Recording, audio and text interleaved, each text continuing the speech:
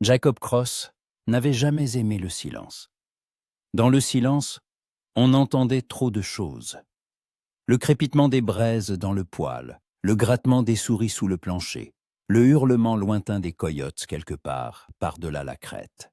Et puis, il y avait ses propres pensées, auxquelles on ne pouvait échapper, même dans les fourrés les plus profonds des Black Hills. Assis sur le seuil de sa cabane en rondin de pin et au toit de bardeaux, il réparait une bride. Le cuir grinçait entre ses mains, et l'aiguille à pois glissait docilement à travers les trous. Un travail simple, mais qui exigeait de la concentration. Exactement ce qu'il fallait pour ne pas penser à une autre journée passée dans une solitude totale. Le crépuscule teinta le ciel de la couleur d'une prune trop mûre. Les pins autour de leur cabane se dressaient comme de sombres sentinelles, leurs cimes se balançant sous les rafales de vent qui apportaient une odeur de résine et de terre humide. Jacob inspira profondément, cherchant à capter autre chose dans l'air. La fumée d'un feu de camp, la trace d'un cerf, peut-être l'odeur de la pluie. Mais rien. Seulement la forêt et sa vie indifférente, éternelle. Il avait 32 ans et avait passé les 8 dernières années dans ces montagnes, loin des villes et des hommes. Sa cabane se trouvait au pied d'une pente rocheuse, près d'un ruisseau qui murmurait joyeusement en été, et se transformait en une mince bande d'ao noir au milieu de la glace en hiver. Jacob vivait ici seul, si l'on ne comptait pas son hongrebaï nommé Ombre et quelques pièges à fourrure posés aux alentours. Une fois par mois, il descendait au poste de traite près de Fort Laramie pour échanger des pots contre de la poudre, du sel, du café et du tabac. Il parlait peu et regardait encore moins les gens dans les yeux. Le marchand, un vieux Français à la barbe grise, ne posait jamais de questions inutiles. Et Jacob lui en était reconnaissant. Métis, c'est ainsi que les Blancs, comme les Indiens, l'appelaient. Sa mère était de la tribu des Cheyennes, une belle femme aux longues tresses noires et aux yeux couleur de galet. Son père, un chasseur du Missouri, un Irlandais à la barbe rousse, qui était un jour parti dans les prairies pour ne jamais revenir. Sa mère était morte quand il avait 14 ans. La variole avait décimé la moitié du village Cheyenne où il vivait. Il n'avait été épargné que parce que son père l'avait un jour forcé à se faire vacciner. Une rareté à l'époque. Après la mort de sa mère, Jacob avait tenté de retourner parmi les Blancs. Il avait travaillé dans des ranches, conduit du bétail, réparé des clôtures. Mais partout, il se heurtait à la même chose. Des regards sortent de travers, de la méfiance, et parfois une hostilité ouverte. Cotondier, chuchotait-il dans son dos. Cotobansunse, disaient en les Cheyennes quand il essayait de revenir vers la tribu de sa mère. Il n'avait sa place nulle part. Alors, il était parti dans les montagnes, là où il n'avait pas besoin d'expliquer qui il était, ni d'où il venait. Jacob termina de coudre la bride, tira sur la lanière pour vérifier la solidité du nœud. C'était bon. Demain matin, il faudrait vérifier les pièges à l'ouest. Il y avait vu des traces de renard, la veille. Il se leva, épousseta son pantalon des copeaux de bois et entra dans la cabane. L'intérieur sentait la fumée, la viande séchée et le cèdre. L'ameublement était spartiate. Une paillasse recouverte d'une peau d'ours, une table en planche grossièrement taillée, quelques tabourets, un poêle en pierre de rivière. Au mur étaient accrochés un fusil, un arc et un carquois de flèches, l'héritage de sa mère. Jacob se servait rarement de l'arc, mais le gardait comme on garde un souvenir. Il se versa du café d'une bouilloire noircie, s'assit à table et alluma sa pipe. La fumée monta vers le plafond, se dissipant dans la pénombre. Dehors, le crépuscule s'épaississait. Les coyotes hurlèrent de nouveau, plus près cette fois, et Ombre hannit nerveusement dans son enclos.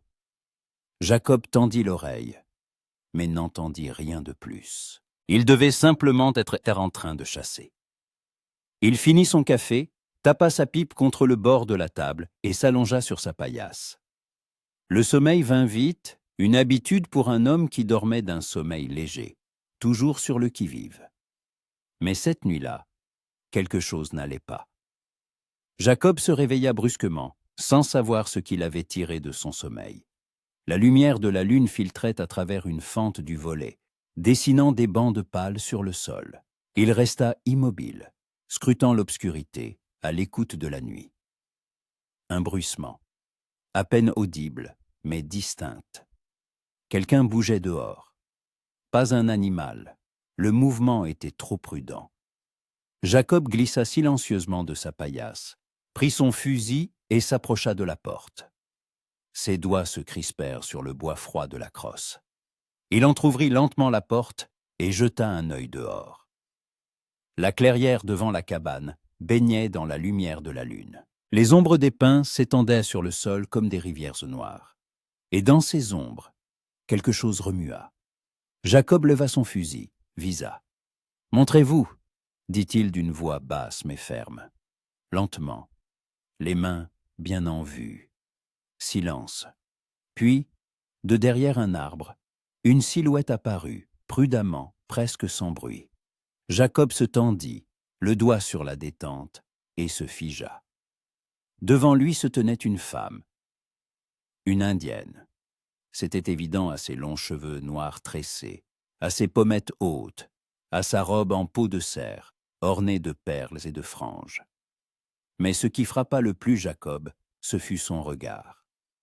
Des yeux sombres le fixaient droit, sans peur, mais avec un tel désespoir qu'il en eut le souffle coupé. Son visage était émacié, une éraflure sur la joue, sa robe déchirée à l'épaule.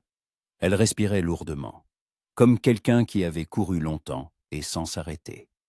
« Ne tirez pas », dit-elle dans un anglais hésitant. Sa voix était rauque, fatiguée.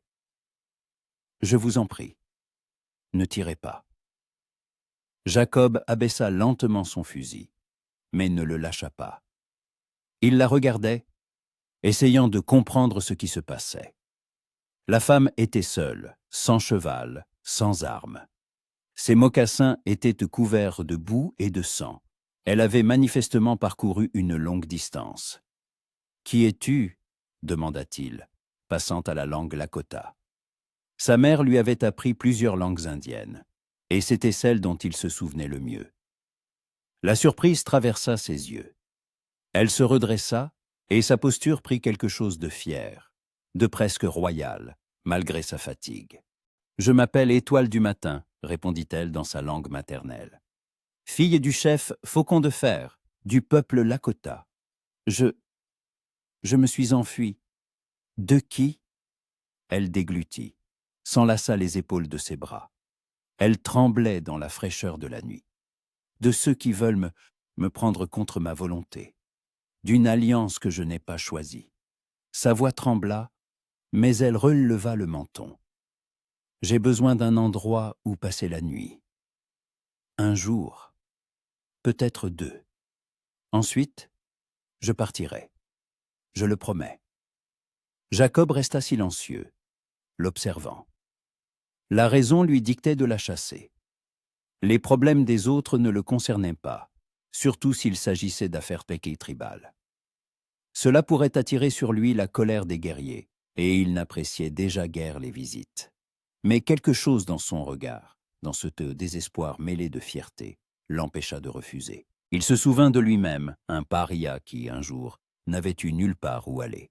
« Entre », dit-il sèchement en s'écartant.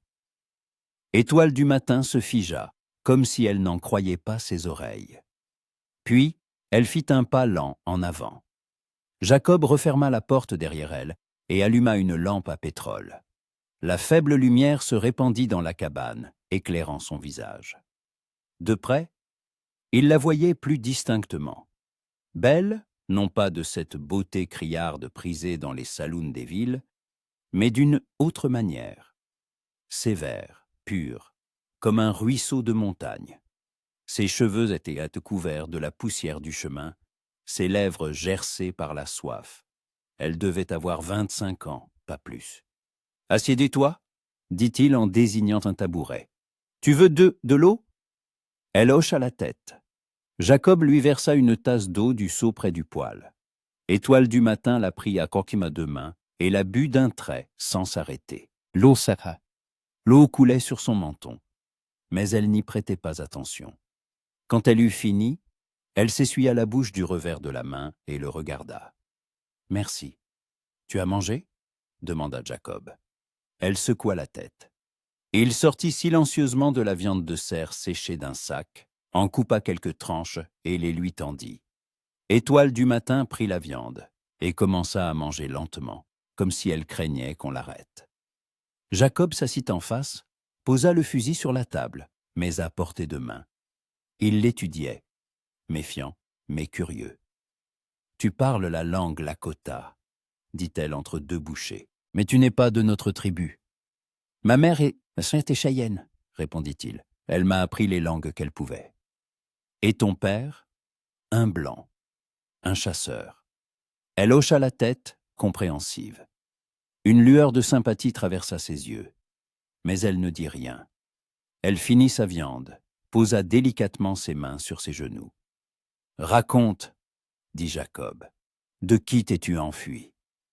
Étoile du matin resta longtemps silencieuse, le regard fixé au sol. Puis elle releva la tête, et il y avait tant de douleur dans ses yeux que Jacob sentit un pincement au cœur.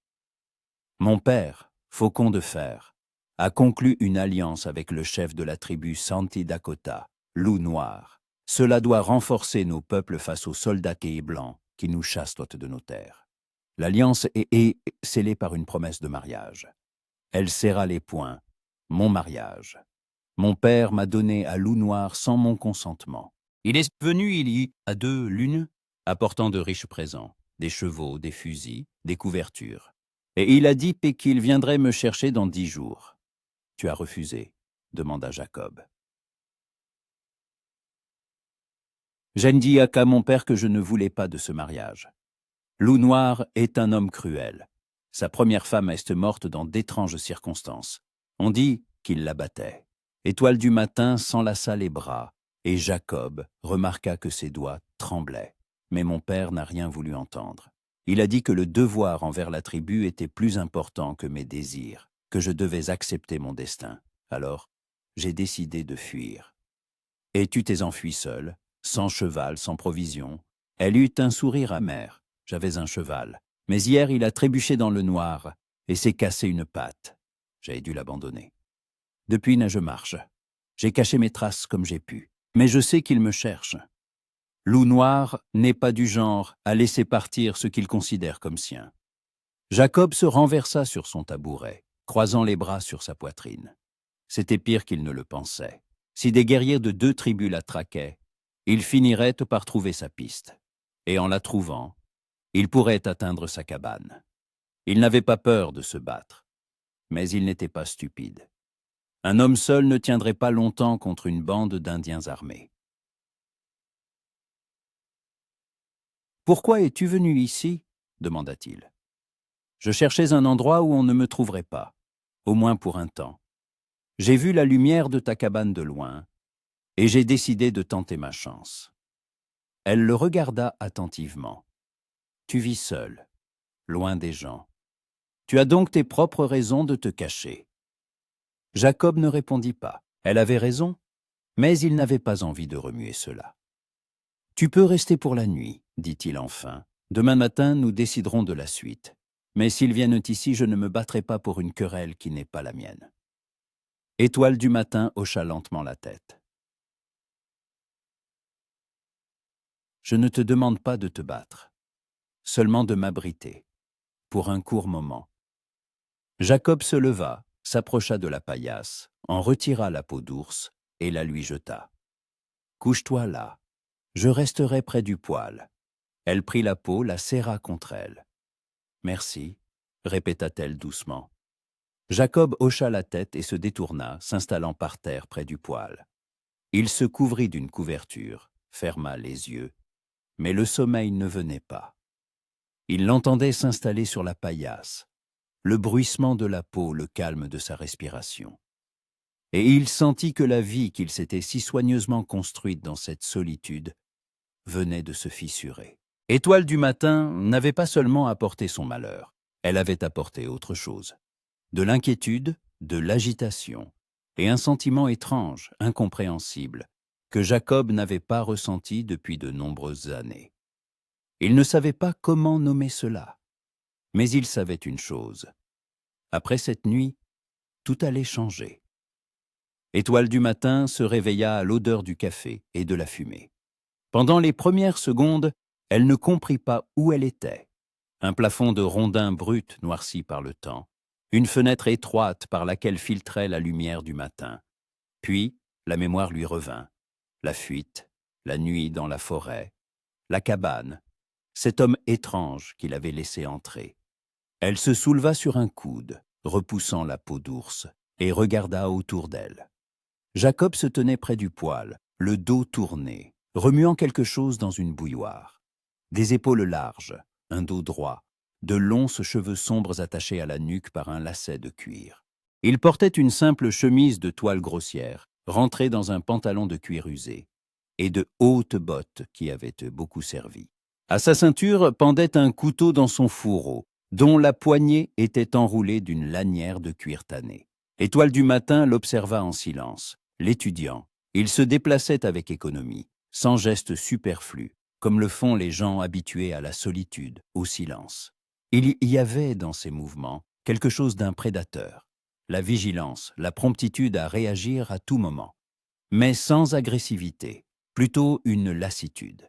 La lassitude d'un homme qui a porté trop longtemps quelque chose de lourd. Il se retourna, comme s'il avait senti son regard. Leurs yeux se croisèrent.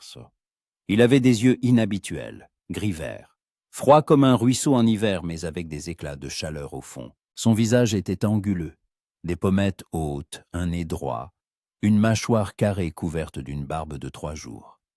Sa peau était mate, mais pas aussi foncée que la sienne. On voyait que du sang blanc et indien coulait dans ses veines. Une cicatrice courait de sa tempe à son oreille. Une ligne pâle sur sa peau tannée. Une vieille cicatrice, guérie depuis longtemps. « Tu n'as pas dormi de la nuit ?» demanda-t-elle en Lakota. « Si, un peu, » répondit-il sèchement, se retournant de nouveau vers le poêle. « Tu veux du café ?» « Oui. » Il versa dans une tasse en fer blanc un café noir et fort, et le lui tendit. Étoile du matin se leva, s'approcha, prit la tasse. Leurs doigts s'effleurèrent un instant. Sa peau était chaude, calleuse. Elle but une gorgée, se brûlant, et sentit l'amertume de la boisson se répandre dans son corps, chassant les derniers vestiges du sommeil. « Merci, » dit-elle. Jacob hocha la tête et se servit du café.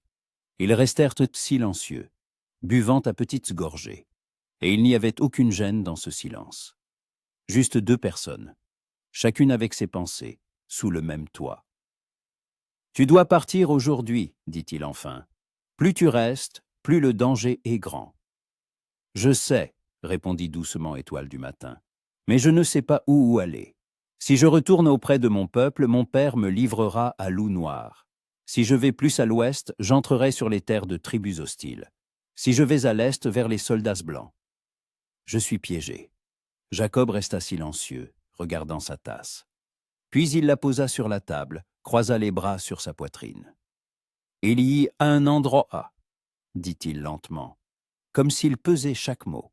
« Une vieille mission au nord-ouest d'ici, à 2 jours de marche. Une religieuse y vit, sœur Maria. Elle accueille tous ceux qui demandent un refuge, indiens, fugitifs, femmes échappées de captivité. Elle ne refuse personne. Tu peux y aller, attendre que les recherches se calment. » Étoile du matin leva les yeux vers lui. « Tu m'aideras et y arriver ?»« Non, » répondit-il fermement. « Je t'indiquerai le chemin. Le reste, c'est ton affaire. » Elle serra sa tasse entre ses mains, le regardant. Il n'y avait pas de cruauté dans sa voix. Seulement la fermeté d'un homme qui avait depuis longtemps décidé de se tenir à l'écart des affaires des autres. Et elle ne pouvait pas lui en vouloir. Il avait déjà fait plus qu'il n'aurait dû. « D'accord, » dit-elle. « Montre-moi le chemin. Je me débrouillerai. » Jacob la regarda longuement, puis soupira et se frotta l'arête du nez. « D'abord, il faut cacher tes traces. Si tu es venu directement ici, ils trouveront la piste. J'ai essayé d'effacer mes traces, objecta Étoile du matin. Essayer ne veut pas dire réussir. Il prit son fusil sur la table, le mit en bandoulière. Viens, montre-moi d'où tu es arrivé. Ils sortirent de la cabane. La matinée était fraîche, sentant les aiguilles de pin et la rosée. Le soleil commençait à peine à se lever sur les montagnes, colorant le ciel de douces teintes de rose et d'or. Étoile du matin le conduisit vers le côté est de la clairière, d'où elle était sortie la nuit.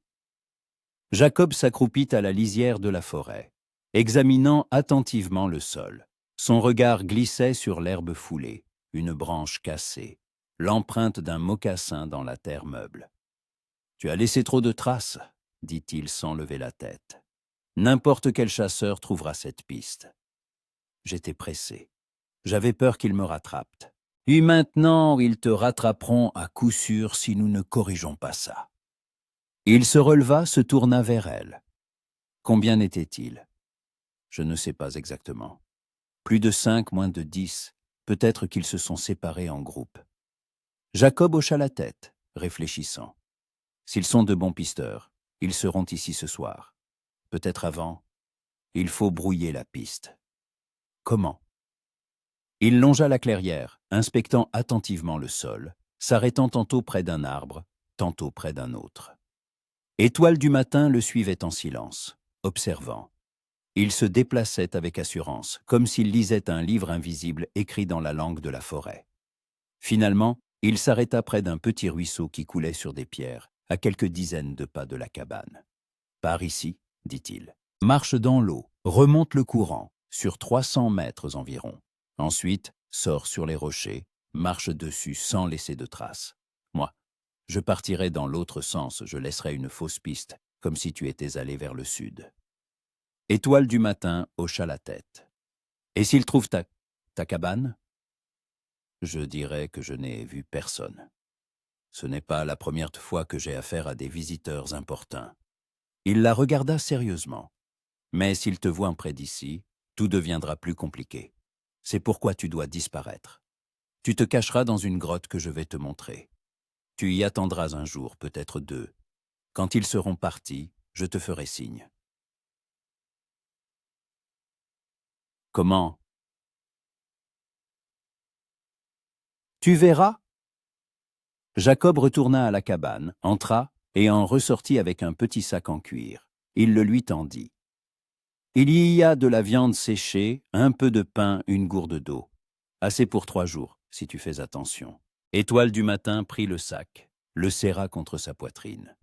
Elle le regardait, et ses yeux exprimaient une gratitude mêlée de surprise. Tu m'aides. Alors que tu aurais pu simplement me chasser. J'aurais pu, convint Jacob, mais je ne l'ai pas fait. Alors maintenant, il faut que je termine ce que j'ai commencé.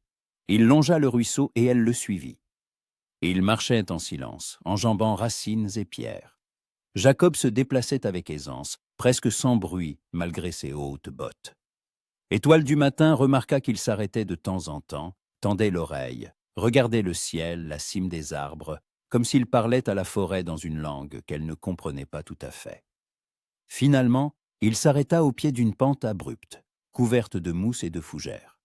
Entre 2 gros rochers se trouvait une fissure étroite, presque invisible si l'on ne savait pas où chercher. « Voilà, » dit Jacob. « La grotte n'est pas profonde, mais elle est sèche. À l'intérieur, il y a de la place pour s'asseoir et s'allonger. N'allume pas de feu, on pourrait voir la fumée. » Étoile du matin jeta un œil à l'intérieur.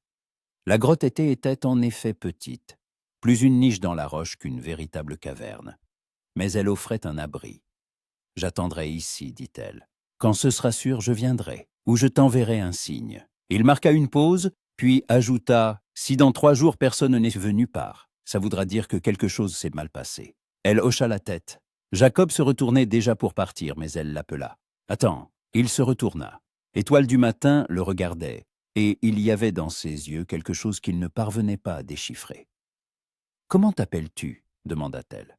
« Tu connais mon nom, mais je ne connais pas le tien. »« Jacob, » répondit-il après une hésitation. « Jacob Cross. »« Jacob, » répéta-t-elle lentement, comme pour goûter ce nom. « Merci. Pour tout. » Il hocha brièvement la tête, ne sachant que répondre. Puis il se retourna et redescendit la pente. Étoile du matin le suivit du regard, jusqu'à ce que sa silhouette disparaisse parmi les arbres. Jacob retourna à la cabane et se mit immédiatement au travail. Il prit un balai de branchage qu'il utilisait habituellement pour balayer le sol et commença à effacer soigneusement les traces dans la clairière. Puis il se rendit à l'endroit d'où Étoile du matin était sortie la nuit et se mit à créer méthodiquement une fausse piste. Il cassa des branches, laissa des empreintes dans la terre meuble, comme si quelqu'un était parti vers le sud, en direction de la rivière. Il travaillait vite, mais avec minutie. Il savait comment pensait qu'un pisteur, c'est à quoi il prêtait attention. Il fallait leur donner exactement ce qu'ils s'attendaient à voir. Quand il eut terminé, il retourna dans la cabane, se versa encore du café et s'assit près de la fenêtre. Son fusil était à côté de lui, chargé. Il ne restait plus qu'à attendre. Le milieu de la journée se passa tranquillement. Jacob essaya de s'occuper de ses tâches habituelles. Réparer un harnais, affûter son couteau, fendre du bois. Mais ses pensées revenaient sans cesse à Étoile du matin. Il l'imaginait assise dans cette grotte, à l'écoute de chaque bruissement. Il ne comprenait pas pourquoi il avait décidé de l'aider. Habituellement, il se tenait à l'écart des problèmes des autres, évitait tout lien. Mais quelque chose en elle, dans sa fierté, son désespoir, sa manière de ne pas demander pitié, mais seulement une chance, l'avait touché. Peut-être parce qu'il voyait en elle un reflet de lui-même. Un paria cherchant un endroit où il pourrait être lui-même. Vers 3 heures. Pour 3 heures de l'après-midi, Ambre hennit nerveusement. Jacob se tendit instantanément, prit son fusil et regarda par la fenêtre. Sur le chemin menant à la cabane, des cavaliers approchaient. Ils étaient 5, des guerriers. 2 étaient des Lakota. Il le reconnut à leurs plumes et au bouclier peint sur leur dos. Les 3 autres étaient des Santi Dakota, à en juger par leurs vêtements et leur peinture de guerre. En tête chevauchait un homme grand, au visage taillé dans la pierre. Une cicatrice barrait son sourcil gauche, et ses yeux étaient froids comme la glace. Jacob devina aussitôt. Loup noir. Ils s'arrêtèrent devant la cabane. Les chevaux renâclaient, frappant le sol de leurs sabots. Loup noir mit pied à terre. Les autres l'imitèrent. Jacob sortit sur le porche, tenant son fusil nonchalamment, le canon vers le bas, mais de manière à ce que tous voyions qu'il était armé. « Je peux vous aider ?» demanda-t-il en Lakota, s'efforçant de parler calmement. Loup noir le toisa d'un regard évaluateur, méfiant. « C'est toi qui vis ici ?» demanda-t-il. « Oui. Nous y cherchons une femme, jeune de la tribu Lakota, cheveux d'yeux noirs, robe perlée. Elle s'est enfuie il y a 3 jours. Sa piste mène ici. Tu l'as vue ?» Jacob secoua la tête. « Non, je n'ai vu personne. Je vis seul, je m'éloigne rarement de ma cabane. » Loup noir plissa les yeux. « Tu es un métis, dit-il avec mépris. Pourquoi vis-tu ici, loin des gens ?» Chacun a ses raisons, répondit Jacob d'un ton neutre. Je ne dérange personne, et j'attends la même chose des autres. L'un des guerriers Santi Dakota, un jeune avec un dessin sur la joue, descendit de cheval et commença à arpenter la clairière, inspectant le sol. Jacob se tendit, mais ne le montra pas. Le guerrier s'accroupit à la lisière de la forêt, examinant quelque chose, puis se releva et cria à Loup noir. « Il y a une trace ici, elle va vers le sud, vers la rivière. » Loup noir s'approcha, regarda et hocha la tête. « Elle est passée par là, récemment. » Il se tourna vers Jacob. « Tu es sûr de ne pas l'avoir vue ?»« Sûr, » répéta Jacob. Loup noir le fixa longuement comme pour y lire un mensonge. Mais Jacob soutint son regard, sans ciller. Finalement, le chef hocha la tête. « Si tu la vois, ne la cache pas. Elle m'appartient. C'est ma fiancée. Celui qui l'abritera deviendra mon ennemi. » « Compris, » dit Jacob. Loup noir remonta à cheval, tira sur les rênes. Les guerriers se le suivirent, se dirigeant vers le sud, là où menait la fausse piste. Jacob resta sur le porche, les suivant du regard jusqu'à ce qu'ils disparaissent derrière les arbres. Ce n'est qu'alors qu'il expira. C'était passé. Il rentra dans la cabane, ferma la porte et s'adossa contre elle. Son cœur battait plus vite que d'habitude. Il avait menti. Pour la première fois depuis des années, il avait menti à quelqu'un qui aurait pu le tuer pour ça. Et il avait menti pour une femme qu'il connaissait depuis moins d'une journée. Jacob se laissa glisser le long de la porte et s'assit par terre. Qu'était-il en train de faire? Pourquoi se mêlait-il de ça? Mais quand il se souvint des yeux de la jeune femme, plein de désespoir et d'espoir, la question s'évanouit d'elle-même. Il se releva, prit un sac de provisions, une gourde supplémentaire, une couverture. Il attendrait le soir, s'assurerait que les guerriers étaient loin, et irait à la grotte. Il fallait la prévenir qu'ils étaient intervenus, et que maintenant la piste était froide, qu'elle avait du temps. Mais en sortant de la cabane avec les provisions, quelque chose d'étrange s'agita dans sa poitrine. Une inquiétude, une préoccupation, un sentiment qu'il avait enterré depuis longtemps. Et il comprit que quelque chose avait déjà changé de manière irréversible. Jacob attendit le crépuscule avant de se rendre à la grotte. Il marchait prudemment, à l'écoute de chaque son de la forêt. Le vent bruissait dans la cime des pins, une chouette ulula au loin, les aiguilles sèches craquaient sous ses pieds. Le ciel s'assombrissait rapidement, et les premières étoiles perçaient déjà le voile violet du couchant. Jacob portait le sac de provisions et la couverture, son fusil en bandoulière. Il marchait de mémoire, sans avoir besoin de sentier. Il connaissait ces lieux comme sa poche. Arrivé à la grotte, il s'arrêta à quelques pas de l'entrée. « Aux étoiles du matin !» appela-t-il doucement. « C'est moi, Jacob. » Silence. Puis un bruissement vint de l'obscurité de la grotte, et elle apparut à l'entrée. Ses cheveux étaient en désordre, son visage fatigué, mais ses yeux brillaient de vigilance. « Ils sont venus ?» demanda-t-elle aussitôt. « Oui. » 5. Louve noire en tête. Étoile du matin pâlit, mais ne détourna pas le regard. « Ils m'ont trouvé ?» Ils ont trouvé une fausse piste. Je les ai aidés dirigés vers le sud, vers la rivière. Ils sont partis il y a 1 heure, mais tôt ou tard, ils comprendront que la piste était froide et reviendront. Jacob lui tendit le sac. J'ai apporté plus d'eau et une couverture. Il fait froid la nuit ici.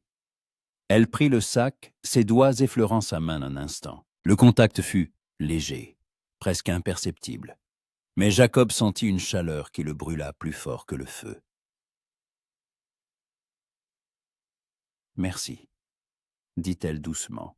« Tu risques ta vie pour moi. » « Pourquoi ?» Jacob détourna le regard, observant les cimes sombres des arbres. « Je ne sais pas, » répondit-il honnêtement. « Peut-être parce que je sais ce que c'est d'être acculé. Quand toutes les portes sont fermées, et qu'il n'y a que les ténèbres derrière soi. » Étoile du matin resta silencieuse, le regardant. Puis elle s'écarta. « Entre, parlons. » Jacob hésita. Entrer dans la grotte, rester seul avec elle, c'était risqué. Pas en termes de danger, mais à cause de ce qu'il ressentait, ce lien étrange qui se tendait entre eux, comme la corde d'un arc. Mais il entra. À l'intérieur, il faisait sombre, une odeur de terre humide et de mousse flottait dans l'air. Étoile du matin étendit la couverture sur une pierre plate, s'assit en tailleur. Jacob s'assit en face, gardant une distance de sécurité entre eux. La lumière de la lune filtrait par l'entrée, éclairant son visage pâle, fatigué, mais toujours fier. « Loupe noire m'a dit que tu lui appartenais, » dit Jacob, « que tu es sa fiancée. » Étoile du matin serra les poings. « Je n'appartiens à personne, ni à lui ni à mon père. Je ne suis pas un objet qu'on peut vendre ou échanger. Mais ton père ne le voit pas ainsi.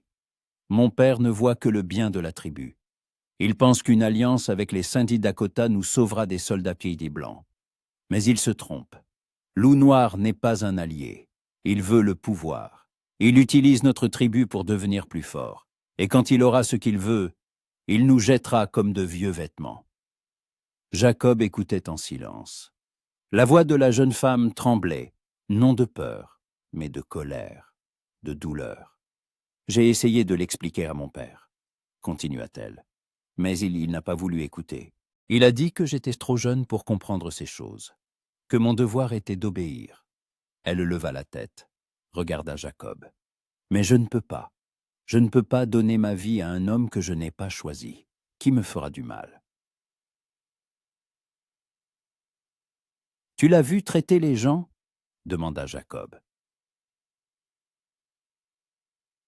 Oui. Sa première femme s'appelait Fleur de Sol, une femme belle et bonne. Elle est morte un an après leur mariage. On dit qu'elle était tombée d'une falaise, mais sa sœur m'a dit la vérité. Loup Noir la battait, chaque fois qu'elle n'obéissait pas. Et puis, quand elle a essayé de s'enfuir, il l'a trouvée et... Étoile du matin s'interrompit, déglutit. Personne ne sait ce qui s'est passé sur cette falaise, mais moi je sais. Il l'a tuée. Jacob sentit un frisson lui parcourir l'échine. Il avait vu la cruauté dans les yeux de Loup Noir, mais n'imaginait pas que c'était si grave. Et ton père le sait. Il ne veut pas le savoir. Pour lui, l'alliance est plus importante que la vie de sa fille. Elle se détourna, et Jacob vit ses épaules Tosia tressaillir. Il comprit qu'elle pleurait, silencieusement, en se retenant, mais les larmes étaient là. Il la vit les essuyer du revers de la main, se mordre la lèvre pour ne pas sangloter. Quelque chose se serra dans la poitrine de Jacob. Il ne savait pas consoler. Il ne connaissait pas les mots justes, mais voir sa douleur était insupportable. « Étoile du matin », appela-t-il doucement. Elle se retourna, et leurs regards se croisèrent. Il y avait une telle vulnérabilité dans ses yeux qu'il en eut le souffle coupé.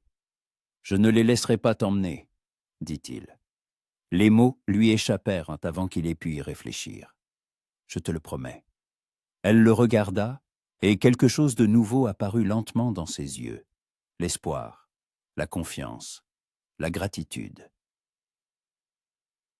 « Tu me connais à peine, » murmura-t-elle. « Pourquoi es-tu prêt à prendre un tel risque ?» Jacob resta silencieux, cherchant une réponse. Pourquoi? Parce qu'il voyait en elle un reflet de lui-même, parce qu'il était fatigué de la solitude, ou parce que pour la première fois depuis des années, le destin de quelqu'un d'autre comptait pour lui. Peut-être parce que tu es la première personne en 8 ans qui ne me regarde pas comme un métis, dit-il lentement, mais simplement comme un homme. Étoile du matin esquissa un faible sourire. Peu m'importe le sang qui coule dans tes veines. Tu as agi noblement, c'est plus important que tes origines. Ils restèrent assis en silence, et le silence entre eux était chaud, presque intime. Puis Étoile du matin le rompit. Parle-moi de toi. De comment tu es arrivé ici, dans ces montagnes. Jacob soupira. Il n'aimait pas parler du passé. Mais maintenant, dans l'obscurité de la grotte, avec cette femme qui lui confiait sa vie, se taire semblait mal. Ma mère était Cheyenne, commença-t-il. Elle s'appelait Biche Blanche. Mon père était un chasseur du Missouri, d'origine irlandaise. Ils se sont rencontrés à un poste de traite, sont tombés amoureux. C'était rare à l'époque. Les Blancs méprisaient mon père, les Indiens méprisaient ma mère. Mais ils s'en fichaient. Ils se sont installés dans un petit village Cheyenne et m'ont élevé. Il se tut, se remémorant. Le visage de sa mère, ses mains douces qui lui tressaient les cheveux, la voix de son père, rauque à cause du tabac, qui lui racontait des histoires de villes lointaines. Quand j'avais 14 ans, la variole a frappé le village. Ma mère est morte la première, puis la moitié de la tribu. Mon père est parti dans les prairies chercher de l'aide, mais il n'est jamais revenu. On l'a retrouvé une semaine plus tard, abattu. Peut-être des bandits, peut-être une tribu ennemie. Je ne sais pas. Tu as dû survivre seul. Au début, j'ai essayé de rester avec les Cheyennes. Mais ils me voyaient comme un étranger. Mon sang blanc était une malédiction pour eux. Alors je suis parti chez les Blancs. J'ai travaillé dans des ranches, conduit du bétail, réparé des clôtures. Mais là non plus, je ne me suis pas intégré. Pour eux, j'étais un sale Indien. Un jour, on m'a battu parce que j'avais osé entrer dans un saloon. On m'a dit que les gens comme moi n'avaient pas leur place parmi les hommes. Étoile du matin écoutait sans l'interrompre. Ses yeux étaient pleins de compassion, mais pas de pitié. C'était important pour Jacob, il ne voulait pas de pitié. Alors je suis parti dans les montagnes, continua-t-il. J'ai construit une cabane, j'ai commencé à chasser. J'ai appris à vivre seul. Pendant 8 ans, je ne suis pas descendu en ville, sauf pour des provisions. Et j'étais sûr que je vivrais ainsi toute ma vie. Et puis tu es arrivé. Il la regarda, et leurs regards se croisèrent l'un de nouveau. Il y avait dans ses yeux quelque chose qui fit battre son cœur plus vite. « Je suis contente d'avoir trouvé ta cabane, » dit-elle doucement. « Contente de t'avoir rencontré. »« Moi aussi, » avoua Jacob, et c'était la vérité. Ils restèrent assis, les yeux dans les yeux, et l'air entre eux sembla s'épaissir, devenir plus dense, plus chargé. Jacob sentait une attraction, forte, presque physique. Il voulait tendre la main, toucher son visage, écarter une mèche de cheveux tombée sur sa joue. Mais il ne bougea pas, parce qu'il savait que s'il commençait, il ne pourrait plus s'arrêter. Étoile du matin semblait ressentir la même chose. Elle se leva lentement, s'approcha de lui, s'assit à ses côtés, si près que leurs épaules se touchaient presque. Jacob se figea, craignant de bouger. « Tu es seul, dit-elle doucement, comme moi. Nous fuyons tous les deux un monde qui ne nous accepte pas. »« Oui, expira-t-il. C'est peut-être pour ça que nous nous comprenons. » Sans mots. Jacob tourna la tête, la regarda. Son visage était tout proche. Il voyait chaque cil, chaque ombre sous ses yeux, chaque gerçure sur ses lèvres, et il sentait la chaleur de son souffle. « Étoile du matin, » murmura-t-il. « Oui, je ne peux pas te promettre la sécurité. Je ne peux pas te promettre que tout ira bien, mais je te promets de ne pas t'abandonner. » Elle sourit, le premier vrai sourire depuis qu'elle était entrée dans sa vie. Et ce sourire illumina son visage, au point que Jacob oublia de respirer. « C'est suffisant, » dit-elle. Elle posa lentement sa tête sur son épaule. Jacob se figea, puis l'enlaça prudemment. Ils restèrent ainsi dans l'obscurité de la grotte, à l'écoute de la nuit. Sa respiration était régulière, chaude. Il sentait l'odeur de ses cheveux, un mélange de fumée, de pain et de quelque chose de floral, à peine perceptible. « Parle-moi de ta vie, » demanda Jacob, « avant que tout ça ne commence. » Étoile du matin soupira. « J'étais la fille d'un chef. Ça sonne fier, mais en réalité, ça signifiait beaucoup de devoirs et peu de liberté. On m'a appris à tisser, à cuisiner, à soigner les blessés. Je devais être un exemple pour les autres femmes de la tribu. Mais j'ai toujours voulu plus. Je voulais chasser, monter à cheval, tirer à l'arc. Mon père n'approuvait pas, mais ma mère m'apprenait en secret. Elle disait qu'une femme devait savoir se défendre. « Ta mère est vivante ?»« Non. Elle était morte quand j'avais 16 ans. La fièvre. Après sa mort, mon père est devenu plus strict. Il a dit que je devais être soumise, comme il sied à la fille d'un chef. Mais je ne pouvais pas. Je ne voulais pas. »« Tu as toujours été comme ça, insoumise ?» Elle eut un petit rire. « Toujours. Ma mère disait que j'étais né avec le feu dans le cœur, que personne ne pourrait me dompter. Elle avait raison. » Jacob sourit dans le noir. Le feu dans le cœur. Oui, c'était une description exacte. Il sentait ce feu quand il la regardait.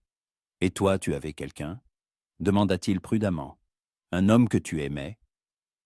Étoile du matin resta silencieuse un moment. « Il y en a eu un jeune guerrier de notre tribu. Il s'appelait Serf Agile. Nous avons grandi ensemble, nous étions amis. Puis c'est devenu plus que ça. Mais mon père n'a pas approuvé. Il a dit que je devais épouser quelqu'un d'utile à la tribu, pas un simple guerrier. Serf Agile a essayé de prouver sa valeur. Il a accompli des exploits, rapporté du gibier. Mais mon père n'a pas changé d'avis. Et puis Serf Agile est mort dans une escarmouche avec des soldats blancs. Sa voix se brisa. Je n'ai pas eu le temps de lui dire au revoir. Jacob la serra plus fort. Je suis désolé, dit-il. Ce n'est rien, c'était il y a longtemps. La douleur est passée, il ne reste que le souvenir. Ils se turent de nouveau. Le silence était épais, enveloppant. Jacob sentait ses paupières s'alourdir, la fatigue l'envahir par vagues. Mais il ne voulait pas partir. Il voulait rester ici, dans cette grotte, avec cette femme, et oublier tout le reste. « Jacob », appela-t-elle doucement. « Oui, penses-tu que nous serons un jour libres? Vraiment libres ?» Il réfléchit. « Je ne sais pas, mais je pense que la liberté n'est pas un lieu. C'est un état d'esprit.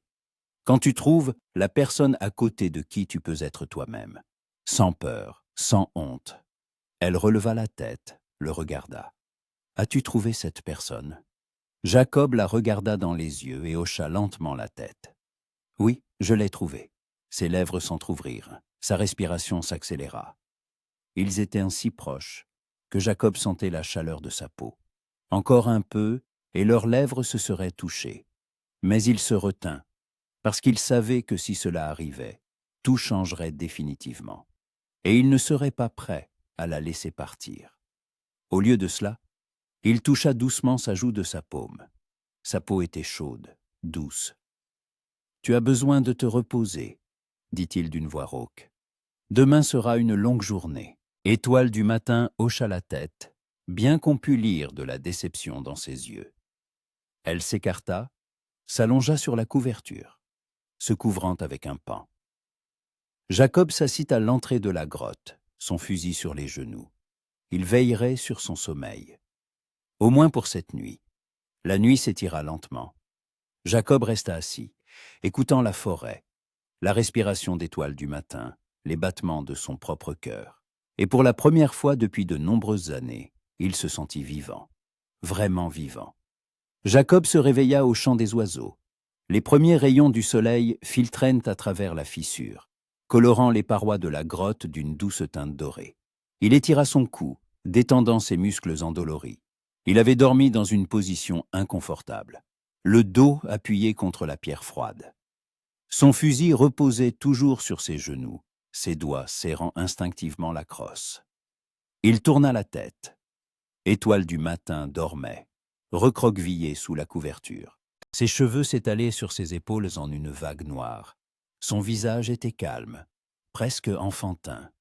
Dans son sommeil, la vigilance, la tension fière qu'elle portait comme une armure, avait disparu. Jacob la regarda et sentit quelque chose se retourner dans sa poitrine. Il ne voulait pas la réveiller. Qu'elle dorme encore un peu. Dieu seul savait depuis combien de temps elle n'avait pas connu de repos. Mais il fallait vérifier les environs, s'assurer que Loup Noir et ses guerriers n'étaient pas revenus. Jacob se leva prudemment, essayant de ne pas faire de bruit, et sortit de la grotte. La matinée était fraîche, l'air vif, sentant la résine de pin et la rosée. Il tendit l'oreille. La forêt était calme, seul le vent bruissait dans les branches, et un pic vert martelait un tronc au loin. Aucun signe de présence humaine. Il descendit jusqu'au ruisseau, se lava le visage à l'eau glacée, secouant les derniers vestiges du sommeil. Puis, il longea la pente, vérifiant les traces. Il trouva des empreintes de sabots, celles laissées par les guerriers la veille. Elles menaient vers le sud comme il l'avait prévu. Il cherchait quand et donc toujours là-bas, suivant la fausse piste. Bien. Cela leur donnait du temps. Quand il retourna à la grotte, Étoile du matin était réveillée. Elle était assise à l'entrée, se tressant les cheveux. En le voyant, elle sourit faiblement. « Bonjour, dit-elle en Lakota. « Bonjour, répondit Jacob. Bien dormi ? Mieux que ces derniers jours. Elle termina sa tresse, l'attacha avec un lacet de cuir. « Tu n'as pas dormi de la nuit ?» J'ai somnolé, c'était suffisant. Il s'assit à côté d'elle, lui tendit sa gourde. Elle but quelques gorgées, la lui rendit. « J'ai vérifié les traces, dit Jacob. Ils sont partis vers le sud. Ils ne sont pas encore revenus. Mais ils reviendront, dit-elle doucement. Loup Noir n'est pas du genre à abandonner. Je sais. C'est pourquoi il faut agir vite. Ce soir, je t'emmènerai à la vieille mission. Là-bas, tu seras en sécurité. Étoile du matin le regarda longuement. Et toi? Qu'adviendra-t-il de toi? Je retournerai à ma cabane. Je vivrai comme avant. Comme avant, répéta-t-elle. Et il y avait une note de tristesse dans sa voix. Seul. Jacob détourna le regard. Oui, seul. Comme toujours. Mais pour une raison quelconque, cette pensée n'apportait plus le soulagement habituel. Au contraire, elle laissait un vide, froid et profond. « C'est mon choix, dit-il. Un choix ou une habitude. Il ne répondit pas, parce qu'il ne savait pas. Ils restèrent assis en silence, écoutant la forêt. Puis Étoile du matin posa sa main sur la sienne. Un contact léger, presque immatériel. Mais Jacob sentit une chaleur se diffuser de ce contact dans tout son corps. « Tu es un homme bon, Jacob Cross, dit-elle doucement. Ne laisse pas la solitude te dévorer de l'intérieur. » Il regarda leurs mains, sa peau sombre sur sa paume mate. Deux moitiés d'un tout. Une pensée étrange, mais qui lui vint naturellement. « Et toi ?» demanda-t-il. « Que feras-tu après la mission ?» Étoile du matin réfléchit. « Je ne sais pas. Peut-être que j'irai plus à l'ouest. Il y a des tribus qui accueillent les fugitifs. Ou je trouverai du travail dans une petite ville. J'apprendrai à vivre parmi les Blancs. » Elle eut un sourire triste. « Quoique je doute qu'ils acceptent une Indienne. Ils t'accepteront si tu es persévérante. Comme toi, je ne suis pas persévérant. Je suis juste parti. Partir est aussi une forme de combat, dit-elle. Tu n'as pas abandonné. Tu as trouvé ton propre chemin. » Jacob haussa les épaules. Un chemin, un grand mot pour une vie d'isolement. « Il faut que je retourne à la cabane, dit-il en se levant. Vérifier que tout va bien et prendre des provisions pour la route. Je reviendrai te chercher ce soir. » Étoile du matin hocha la tête. Elle se leva aussi, s'approcha de lui, si près qu'il sentait son souffle. « Sois prudent, dit-elle. Je le serai. » Elle le regarda dans les yeux, et dans ce regard, il y avait tant de non-dits que Jacob en eut le souffle coupé. Il voulut dire quelque chose, mais les mots restèrent coincés dans sa gorge. Au lieu de cela, il hocha simplement la tête et descendit la pente, sentant son regard sur lui. Quand il atteignit la cabane, le soleil était déjà haut. Tout était calme, intact. Ombre l'accueillit d'un hennissement amical, et Jacob caressa l'encolure de l'ongre, vérifiant s'il y avait du foin dans la mangeoire. Il entra dans la cabane, commença à rassembler des provisions. Viande séchée, biscuits, un peu de sel, 2 gourdes d'eau. Puis il prit un couteau de rechange, un silex pour allumer le feu, une couverture plus chaude. Il mit tout cela dans un sac en cuir, serra les lanières. Assez pour plusieurs jours de marche. Quand il eut fini, il s'assit à table, se versa du café froid de la bouilloire. Il but lentement, en réfléchissant. Le plan était simple. Attendre le soir, emmener Étoile du matin à la mission, revenir. Mais quelque chose le rongeait de l'intérieur. Une inquiétude qu'il ne pouvait expliquer. Peut-être que Loup Noir reviendrait plus tôt. Peut-être qu'il trouverait la vraie piste. Peut-être qu'il découvrirait la grotte. Jacob posa sa tasse, prit son fusil, sortit sur le porche. Il regarda autour de lui. La forêt était calme, mais il sentait tout de même une tension dans l'air. Quelque chose n'allait pas, et c'est alors qu'il l'entendit. Un hennissement, lointain mais distinct, puis des voix. Plusieurs hommes parlant Lakota. Ils étaient revenus. Jacob serra son fusil, descendit du porche. Les voix se rapprochaient du sud. Ils avaient donc compris que la piste était fausse et revenaient sur leurs pas. Ils cherchaient un tas nouveau. Combien étaient-ils? 3, 5? Tous ensemble ou seulement des éclaireurs? Il retourna rapidement dans la cabane, prit le sac de provisions, le mit en bandoulière. Il fallait atteindre la grotte avant eux, prévenir Étoile du matin, l'emmener avant qu'il ne soit trop tard. Jacob sortit par la porte de derrière, se glissa dans la forêt. Il se déplaçait vite mais silencieusement, zigzagant entre les arbres, essayant de ne pas laisser de traces. Les voix se firent plus fortes. Il se retourna et vit à travers les branches 3 cavaliers, avançant lentement le long de la clairière. L'un d'eux était Loup Noir. Il le reconnut à sa silhouette, à sa posture fière. Ils s'arrêtèrent près de la cabane. Loup Noir mit pied à terre, s'approcha de la porte. Il la poussa. Elle n'était pas verrouillée et s'ouvrit. Il entra, ressortit 1 minute plus tard. « Il n'y a personne, » dit-il à voix haute. « Mais le feu est encore chaud. Le maître des lieux était là il y a peu. » L'autre guerrier, le jeune au visage peint, descendit de cheval et commença à inspecter le sol autour de la cabane. Jacob se figea, observant. S'il trouvait les traces menant à la grotte, tout était fini. Mais le guerrier se releva en secouant la tête. « Pas de traces, juste les anciennes, d'hier. »« Alors elle n'est pas ici, » dit le 3e guerrier. « Peut-être qu'elle est passée sans s'arrêter. » Loup Noir se tenait là, regardant la forêt. Son regard était froid, calculateur. Jacob sentit des frissons lui parcourir le dos. Cet homme était dangereux, non seulement par sa force, mais par son intelligence. Il réfléchissait, analysait.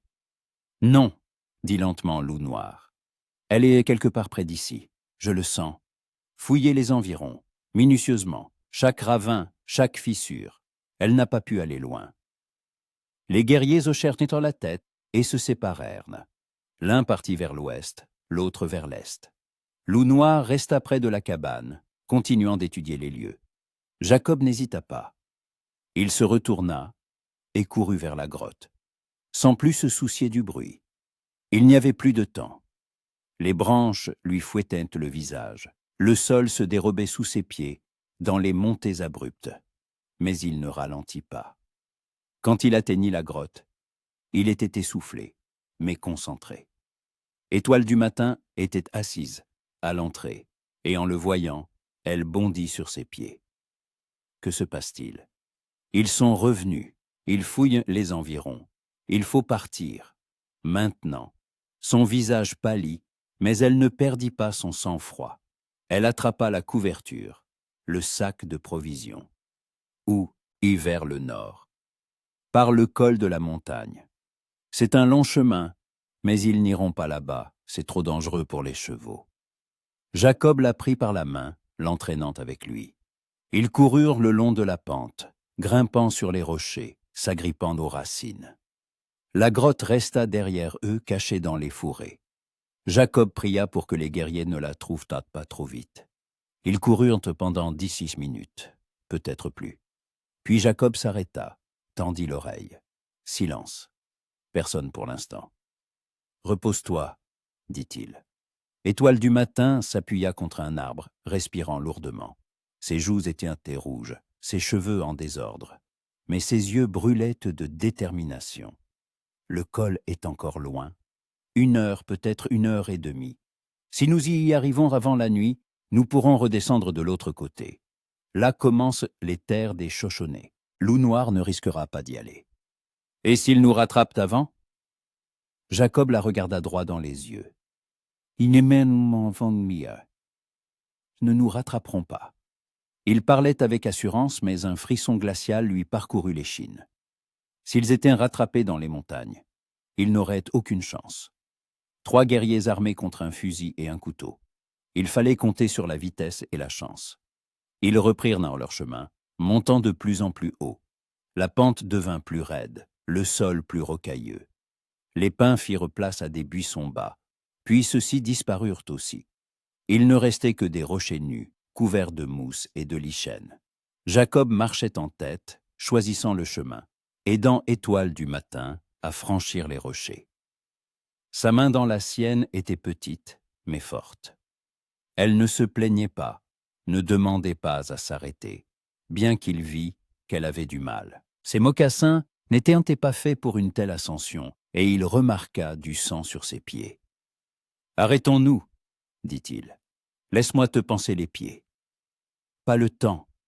répondit-elle fermement. Continuons. Il voulut protester, mais vit dans ses yeux une obstination qui lui fit comprendre que toute discussion était inutile. Ils continuèrent l'ascension. Le soleil déclinait vers l'ouest, les ombres s'allongeaient, le vent se leva, apportant une odeur de neige. Quelque part plus haut, il restait des congères qui ne fondaient même pas en été. Finalement, ils atteignirent le col, une fissure étroite entre deux rochers, derrière laquelle s'ouvrait une vue sur le versant opposé. Jacob s'arrêta, regarda en arrière. En bas, au loin, on voyait la forêt. De petits points se déplaçaient entre les arbres. Les cavaliers, ils cherchaient encore. « Nous avons réussi », souffla Étoile du matin. « Et pour l'instant, oui, mais il faut descendre vite, tant qu'il fait jour. » Ils commencèrent la descente. Ici, la pente était encore plus raide. Les pierres roulaient sous leurs pieds. Jacob tenait Étoile du matin par la main, essayant de l'empêcher de tomber. Une fois, elle glissa, et il la rattrapa, la serrant contre lui.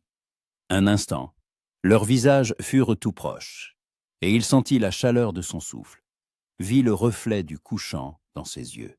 « Tiens-toi bien », murmura-t-il. Elle hocha la tête, sans le quitter des yeux. Puis ils reprirent leur descente. La nuit tombait vite. Au moment où ils atteignirent le pied de la montagne, le soleil avait déjà disparu derrière l'horizon, et le crépuscule enveloppait la forêt d'un voile épais.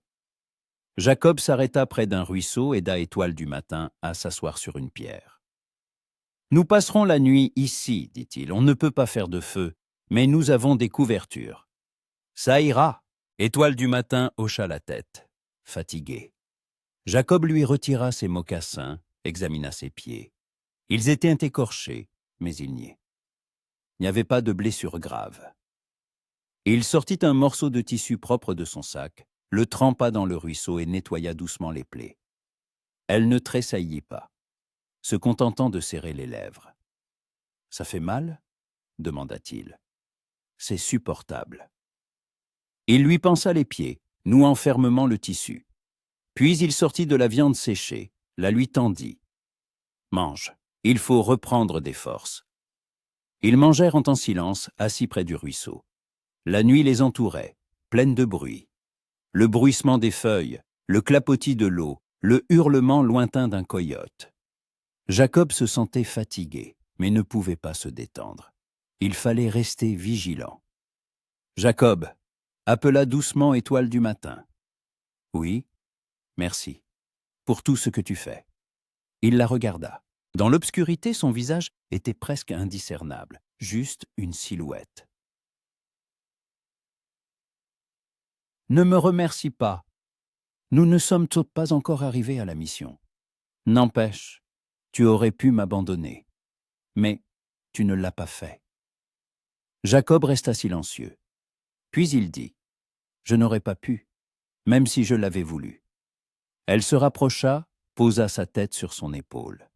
Il l'enlaça, la couvrit de la couverture. Ils restèrent ainsi, à la belle étoile, à l'écoute de la nuit. Et Jacob comprit qu'il ne pouvait plus imaginer sa vie sans elle. Quoi qu'il arrive ensuite, il ne la laisserait pas partir, même s'il devait se battre contre le monde entier.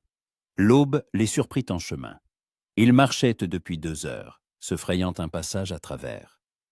Une forêt dense où les arbres poussaient si serrés que la lumière du soleil peinait à percer les frondaisons. Jacob marchait en tête, ouvrant la voie, écartant les branches pour qu'elle ne fouette pas le visage d'Étoile du matin. Elle le suivait en silence, serrant les dents à cause de la douleur à ses pieds, mais sans émettre un son. Il la voyait boiter, grimacer à chaque pas. Mais il savait qu'elle ne demanderait pas à s'arrêter. Sa fierté ne le lui permettrait pas. La nuit avait été agitée. Ils avaient endormi à tour de rôle, d'abord Étoile du matin, puis Jacob.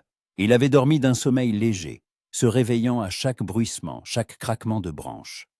Mais personne n'était venu. Soit Loup Noir avait perdu leurs traces, soit il avait décidé d'attendre le matin. Dans tous les cas, cela leur donnait une avance. « C'est encore loin », demanda Étoile du matin, alors qu'il s'arrêtait près d'un ruisseau pour boire. 3 ou 4 heures, répondit Jacob en puisant de l'eau dans ses mains. Peut-être moins si on ne s'arrête pas. Elle hocha la tête, se lava le visage à l'eau froide, secoua les gouttes.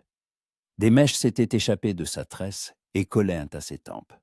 Jacob la regarda et pensa que même épuisée, avec de la boue sur les joues et du sang aux pieds, elle était belle, belle de cette beauté sauvage, indomptable, qu'il était impossible de maîtriser.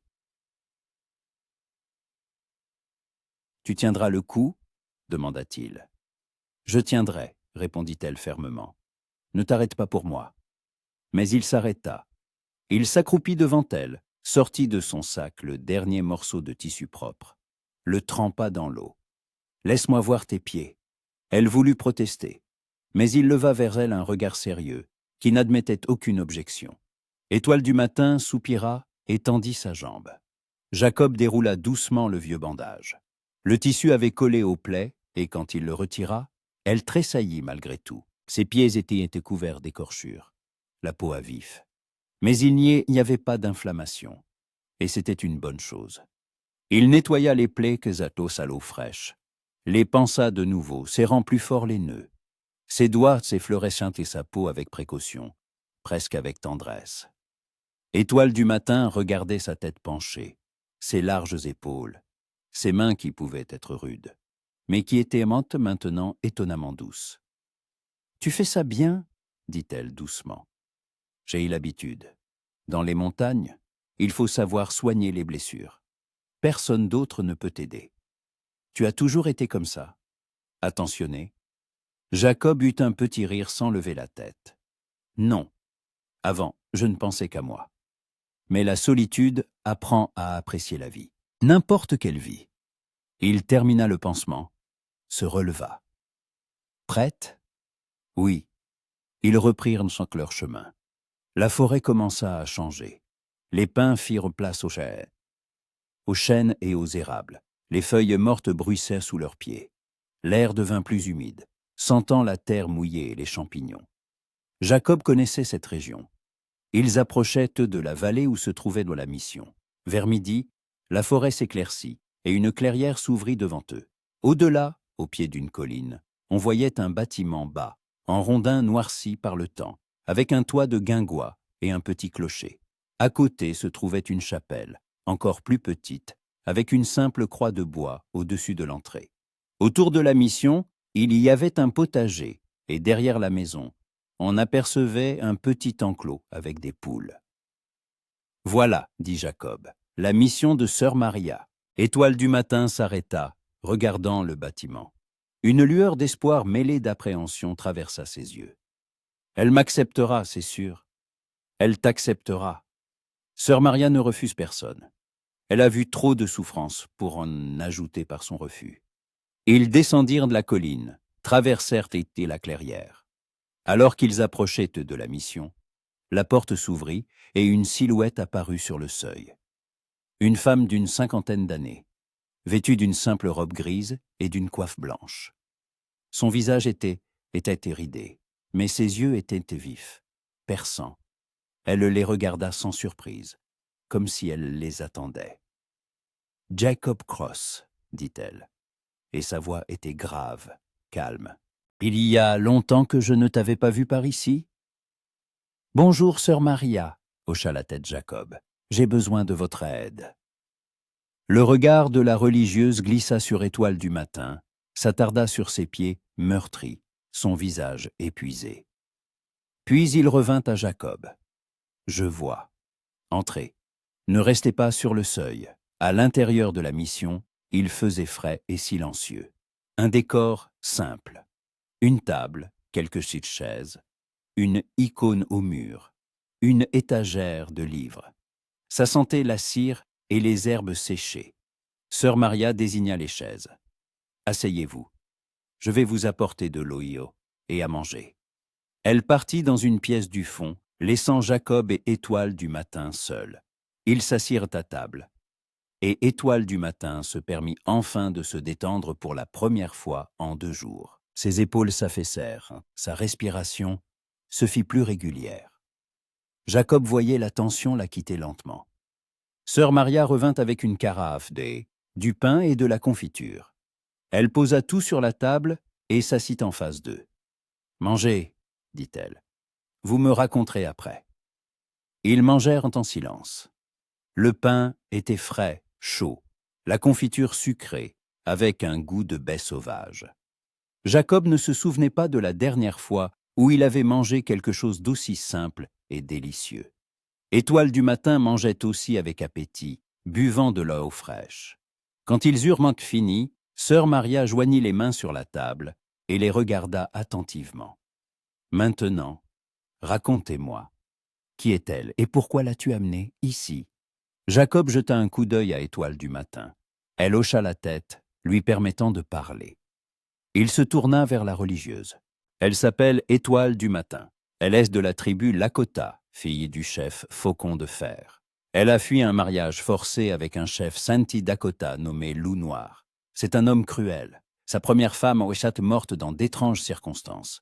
Étoile du matin craint de subir le même sort. » Sœur Maria écouta en silence, sans l'interrompre.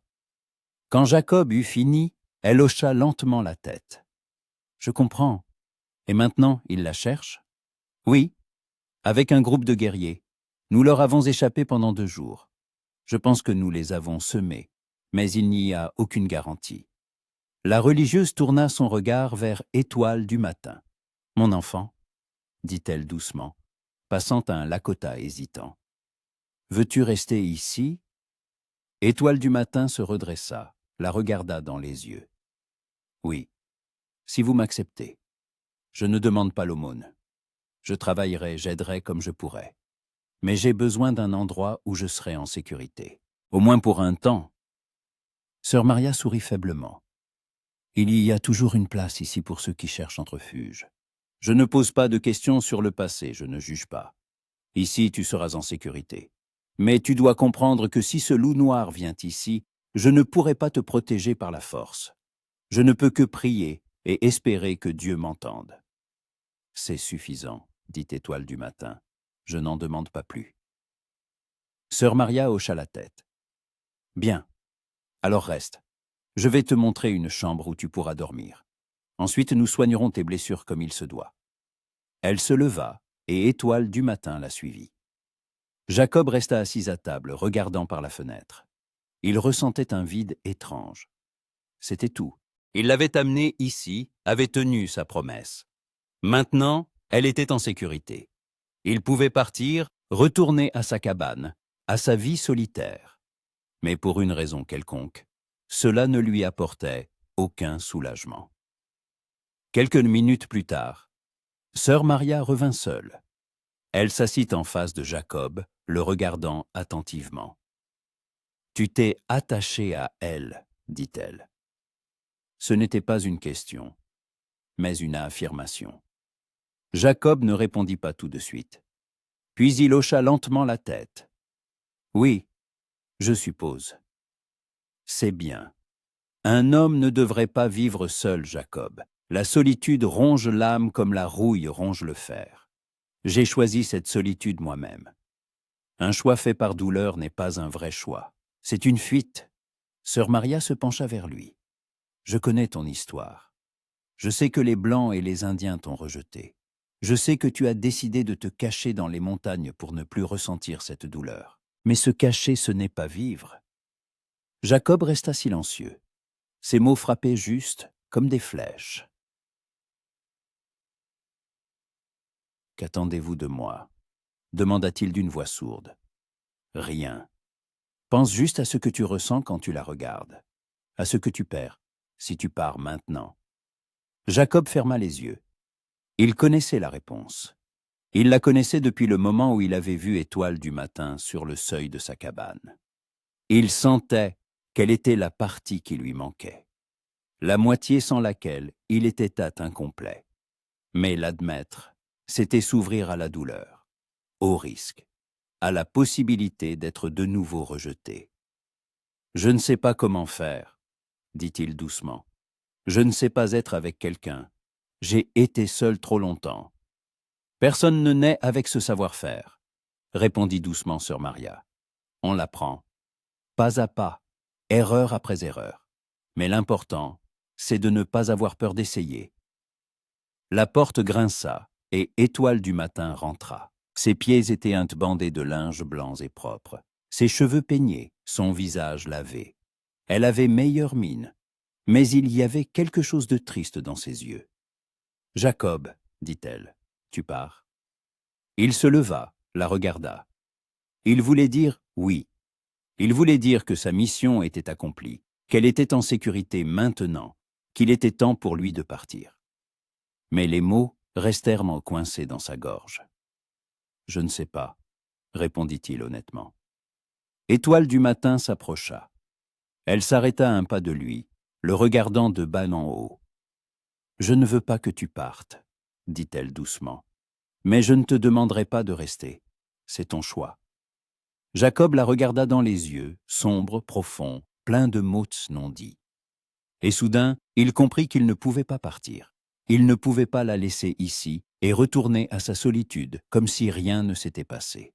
Parce que tout s'était passé. Elle l'avait changé de manière irréversible. « Je vais rester, » dit-il, « pour quelques jours, pour m'assurer que tu es en sécurité. » Un soulagement illumina ses yeux, et elle sourit. Pour la première fois depuis tous ces jours, un vrai sourire chaleureux. « Merci, » murmura-t-elle. Sœur Maria se leva doucement, les laissant seuls. Jacob et Étoile du matin se tenaient là, les yeux dans les yeux. L'air entre eux était dense, chargé de sentiments inexprimés. « Tu as peur, » dit Étoile du matin. « Je le vois. »« Oui, » avoua Jacob. « Je ne suis pas habitué. »« À ça. »« À quoi ?»« Au fait d'avoir besoin de quelqu'un. Que quelqu'un ait besoin de moi. » Elle tendit lentement la main, toucha sa joue. Le contact fut léger, presque immatériel, mais Jacob sentit quelque chose se retourner dans sa poitrine. « Nous avons tous les deux peur, » dit-elle doucement. « Moi non plus, je ne sais pas ce qui va se passer. Mais je sais une chose, avec toi je me sens en sécurité. Pas seulement de loups noirs, du monde entier. » Jacob couvrit sa main de la sienne, la pressa contre sa joue. « Je ne promets pas que ce sera facile, » dit-il d'une voix rauque. « Je ne sais pas comment être un homme bien, mais je te promets que je ne t'abandonnerai pas, que je serai là tant que tu auras besoin de moi. » Si tu... C'est suffisant, répéta-t-elle les mots qu'elle lui avait déjà dits. Ils restèrent ainsi, se tenant la main, et à cet instant, le monde au-delà des murs de la mission cessa d'exister. Il n'y avait plus de loup noir, plus de poursuite, plus de passé. Il n'y avait que deux, un paria et une fugitive, qui s'étaient trouvés dans ce monde impitoyable. Le soir tomba sur la mission, calme et paisible. Sœur Maria servit un simple dîner. Une soupe de légumes, du pain, une tisane. Ils mangèrent tous les trois, et Jacob, pour la première fois depuis des années, sentit ce que c'était que de s'asseoir à table avec d'autres personnes. Ne pas se presser, écouter la conversation, faire partie de quelque chose de plus grand que lui-même. Après le dîner, Sœur Maria lui montra la chambre où il pouvait passer la nuit. Petite, ascétique, un lit, une chaise, une fenêtre donnant sur la forêt. Mais propre, chaude. « Bonne nuit, Jacob, » dit la religieuse, « et réfléchis à ce dont nous avons parlé. La vie est trop courte pour la gâcher par peur. » Elle partit, le laissant seul. Jacob s'assit sur le lit, prit sa tête dans ses mains. Il réfléchissait au passé, à l'avenir, à Étoile du matin. Et dehors, dans l'obscurité de la forêt, quelque chose remua, une ombre qui glissa entre les arbres. Jacob releva la tête, se tendit. Mais quand il regarda plus attentivement, il n'y avait personne. Peut-être une illusion, peut-être juste le vent, mais un frisson lui parcourut l'échine. Et il comprit que ce n'était pas encore la fin. Jacob se réveilla aux aboiements d'un chien, des aboiements secs et inquiets, déchiraient le silence de l'aube. Il sauta du lit, attrapa le fusil qu'il avait gardé près de lui toute la nuit et se précipita à la fenêtre. L'aube commençait à peine. Le ciel était gris, brumeux. À travers la brume, il les vit. 5 cavaliers à la lisière de la clairière. Loup noir en tête, immobile comme une statue. Les 4 autres s'étaient déployés, encerclant la mission. Chacun avait un fusil ou un arc. Ils ne se pressaient pas, se déplaçaient avec une assurance mesurée. Des chasseurs qui avaient acculé leur proie. Le cœur de Jacob se serra. Il les avait trouvés. Comment? Peut-être qu'un habitant du coin les avait vus et leur avait indiqué le chemin. Peut-être que l'un des guerriers connaissait cette mission. Peu importe. L'important, c'est qu'ils étaient là. Et ils ne partiraient pas sans étoile du matin. Jacob s'habilla rapidement, vérifia la charge de son fusil, glissa des cartouches de rechange dans sa poche, le couteau à sa ceinture. Tout le reste était inutile. Il se précipita dans le couloir, vit sœur Maria sortir de sa chambre. Son visage était pâle, mais calme. « Ils sont là, dit-il sèchement. Je sais. Le chien les a sentis. Elle le regarda sérieusement. Que vas-tu faire? Je ne la leur livrerai pas. Ils sont 5, Jacob, tu es seul. Je sais. Sœur Maria lui toucha la main. Que Dieu soit avec toi, mon fils. Mais ne fais pas de bêtises. La vie est plus précieuse que la fierté. Il hocha la tête, mais il savait qu'il ne reculerait pas. Pas maintenant. Pas après tout ce qu'ils avaient traversé. La porte de la chambre d'étoile du matin s'ouvrit brusquement. Et elle sortit en courant, pieds nus, dans les mêmes vêtements que la veille. Ses cheveux étaient en désordre, ses yeux grands ouverts. « Ils sont là ?» demanda-t-elle, bien que le visage de Jacob lui ait déjà tout dit. « Oui. Ils ont encerclé la mission. » Étoile du matin pâlit, mais ne flancha pas. Elle se redressa, releva le menton. « Je vais sortir. J'irai avec eux. Je ne veux pas que quelqu'un meure à cause de moi. »« Non, » dit Jacob fermement. « Tu n'iras nulle part. Mais ils vont te tuer. » Peut-être. Ou peut-être pas. Il la regarda dans les yeux. « Mais je ne les laisserai pas t'emmener. Je l'ai promis. Et je tiendrai ma promesse. » Elle fit un pas vers lui saisit la main. « Jacob, écoute-moi. C'est de la folie. Tu ne peux pas te battre contre 5 guerriers. C'est un suicide. Alors que ce soit un suicide. Mais je ne reculerai pas. » Ses yeux s'emplirent de larmes. Mais elle ne pleura pas. Elle serra seulement sa main plus fort. « Pourquoi? Pourquoi es-tu prête à mourir pour moi ?» Jacob resta silencieux un instant. Puis il leva lentement sa main libre, toucha son visage. « Parce que pour la première fois depuis des années, je me suis senti vivant. Tu m'as ramené à la vie, et je ne les laisserai pas m'enlever ça. » Étoile du matin sanglota, pressa son front contre sa poitrine. Jacob l'enlaça, sentant son corps trembler. « Tout ira bien, » murmura-t-il, bien qu'il n'y crût pas lui-même. Dehors, une voix forte retentit, celle de Loup noir. « Métis, je sais que tu es là, fais sortir la femme, et nous partirons sans effusion de sang. Si tu la retiens, tu mourras. » Jacob desserra son étreinte, regarda Étoile du matin. « Va dans la chapelle, » dit-il. « Ferme la porte de l'intérieur. Quoi qu'il arrive, ne sors pas avant que je t'appelle. »« Jacob, va, » répéta-t-il plus sévèrement. Elle hésita, puis hocha la tête. Sœur Maria la prit par la main, la conduisit vers la porte arrière menant à la chapelle. Jacob les suivit du regard, puis se tourna vers la porte d'entrée. Une profonde inspiration, une expiration.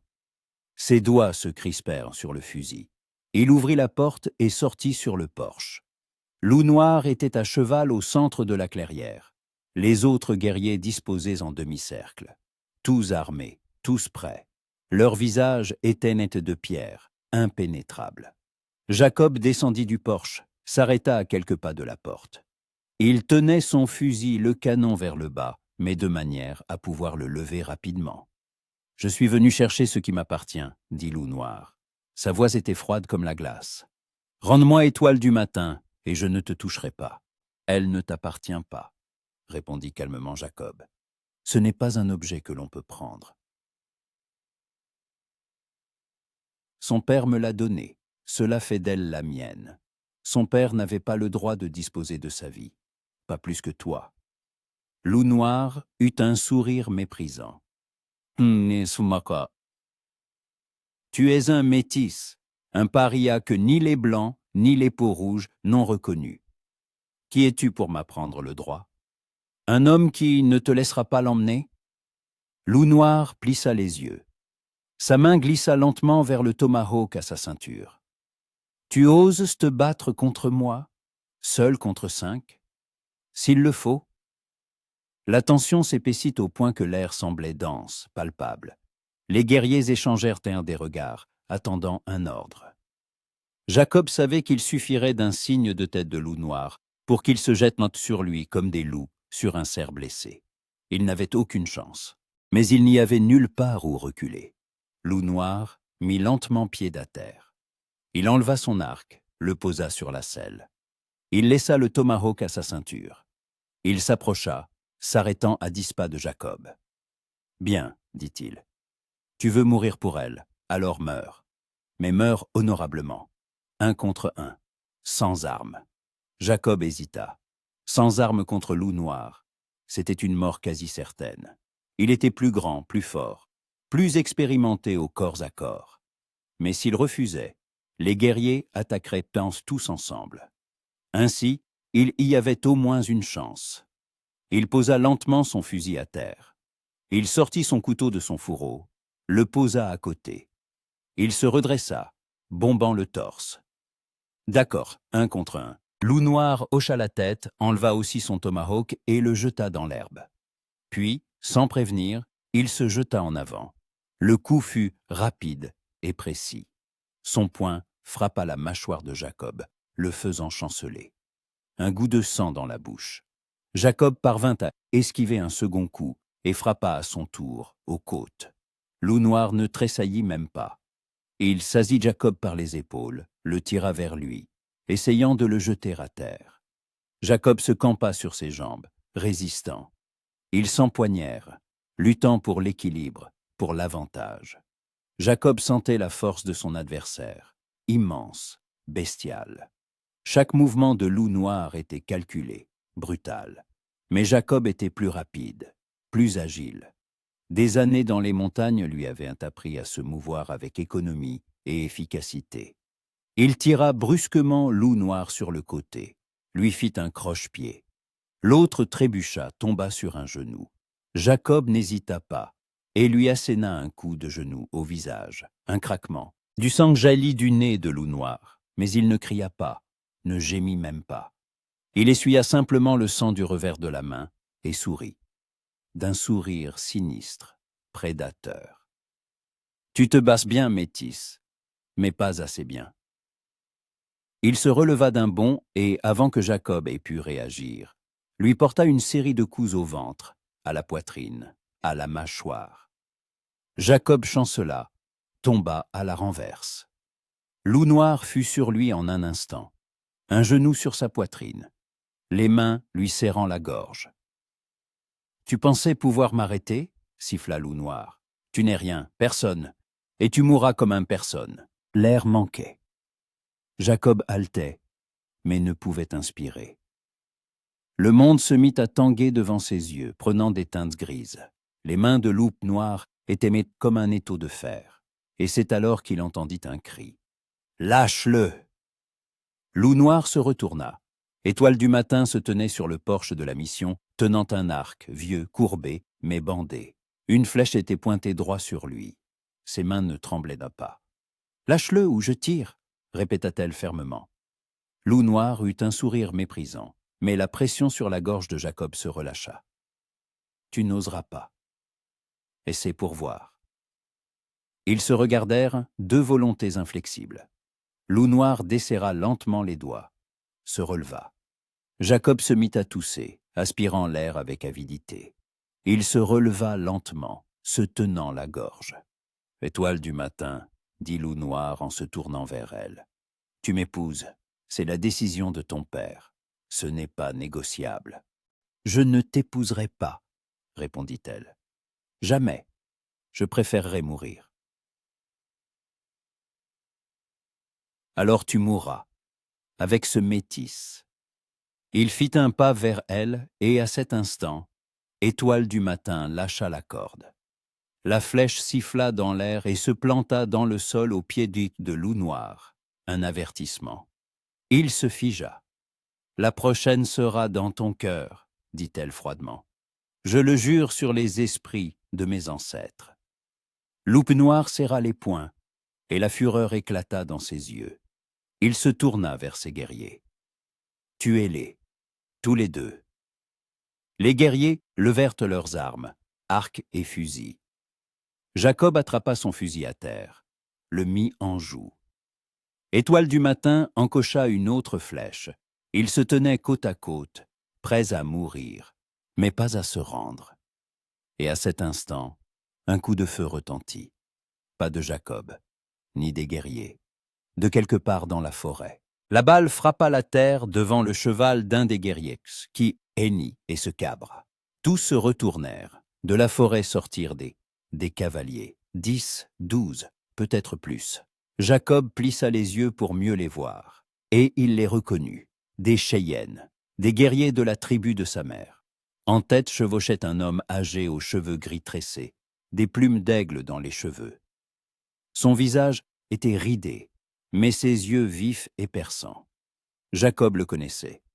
Ours Gris, l'un des plus anciens guerriers de la tribu. Ours Gris arrêta son cheval, regarda Loup Noir. « Ce sont les terres des chiennes, dit-il.